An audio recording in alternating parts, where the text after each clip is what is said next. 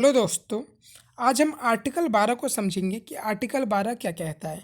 तो जो आर्टिकल 12 है इंडियन कॉन्स्टिट्यूशन में, वो जो स्टेट वर्ड है उसे डिफाइन करता है।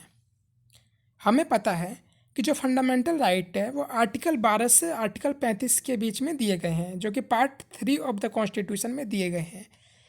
तो जो फंडामेंटल राइट्स दिए गए हैं उसमें बार बार ये कहा गया है कि जो स्टेट है वो आपके फंडामेंटल राइट्स को वायोलेट नहीं कर सकता, या जो स्टेट है वो आपके फंडामेंटल राइट्स को छीन नहीं सकता है। तो यहाँ पे बार बार स्टेट वर्ड का यूज करा गया है। तो आर्टिकल 12 उसी स्टेट को डिफाइन करता है कि जब जब स्टेट का यूज करा गया है फंडामेंटल राइट्स में, तो उस स्टेट का मतलब क्या है, उस वर्ड का मतलब क्या है। तो आर्टिकल 12 ये कहता है कि आर्टिकल 12 ने बहुत वाइड वे में स्टेट को डिफाइन करा है। कि पहला, स्टेट का मतलब ये है कि government and parliament of India. इसका मतलब यह हुआ कि एग्जीक्यूटिव या फिर legislative organ of the union government. इसका सिंपल मतलब यह हुआ कि अगर कोई भी कानून अगर पार्लियामेंट कोई भी लॉ बनाती है या फिर एग्जीक्यूटिव कोई भी ऑर्डर पास करती है, तो वो स्टेट के कैटेगरी में आएगा। इसका मतलब यह हुआ कि ये लोग जो हैं, अगर इनका कोई भी एक्शन आपके फंडामेंटल राइट को वायोलेट करता है तो आप सुप्रीम कोर्ट में जा सकते हैं।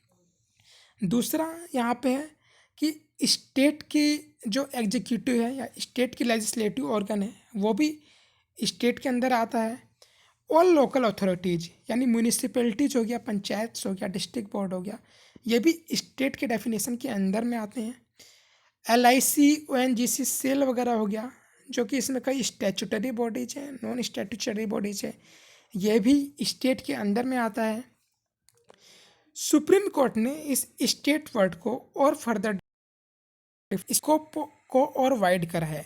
सुप्रीम कोर्ट ने कहा है कि कोई भी प्राइवेट बॉडी या फिर कोई भी एजेंसी अगर वो स्टेट के इंस्ट्रूमेंट के जैसे काम कर रही है तो वो भी स्टेट के अंदर में आएगी।